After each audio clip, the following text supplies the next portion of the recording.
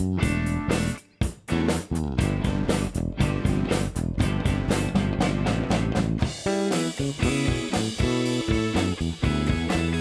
is a VM4, which is my Music Man inspired design.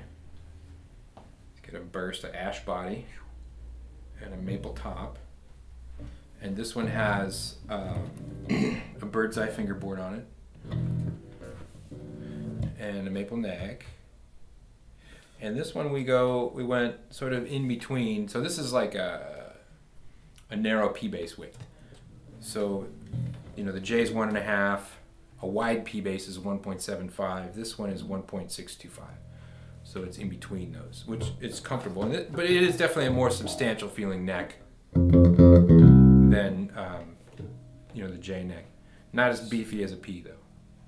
So it's just kind of a happy medium. And we have a little, the VMs have an overhang, so they have that extra fret. It's just kind of part of the aesthetic of it. So this is the BigMan. It's 2 big singles under a Music Man cover, and the way I set this bass up is I got 2 volumes. So this volume controls this coil, and this volume controls this coil. Just like a jazz bass. If you had 2 pickups here, it'd be 2 volumes. Okay, and it's parallel, just like a jazz bass. And then this is just our 2-band onboard preamp with a treble on top and a bass on the bottom. And then it also has a passive right here. Okay. So it's just simple. But with both pickups on passive mode, you can hear it's kind of a little bit warmer. Maybe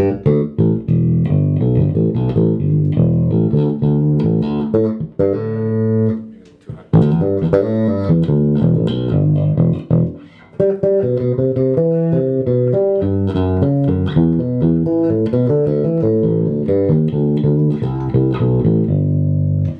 It's nice and even, and it still has kind of a Music Man-esque tone to it, which is nice. It's got that weird, you know, with 2 coils like that right next to each other. There's a character that has a kind of a scoopy sound with a slightly bitey high end, and it still has that kind of like that. So then you can solo the bridge pickup. And I was really surprised when I first plugged this in, the actual difference between the 2 coils. So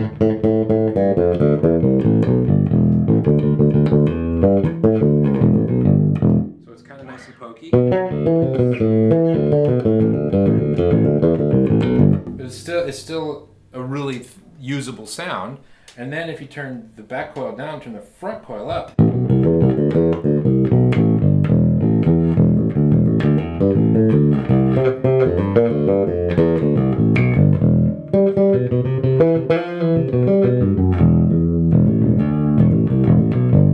It's thicker.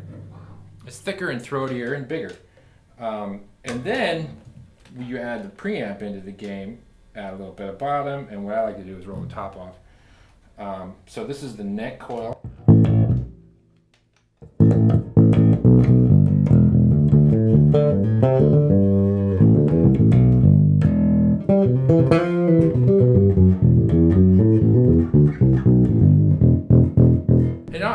It starts to kind of get into P bass territory a little bit, but it's thicker, and then put it back on the bridge pickup. Same EQ settings, a little bottom and a little less treble. Maybe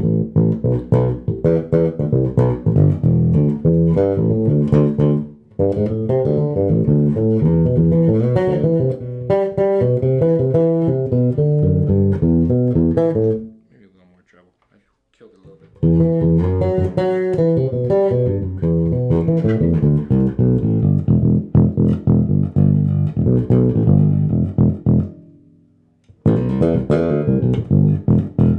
So there's quite a it's a way more versatile thing than I thought it was going to be.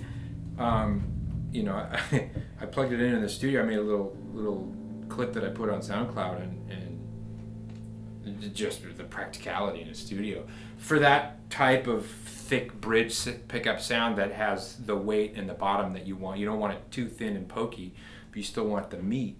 it's brilliant for that. What turns a one-trick pony into? There's a multitude of sounds in here.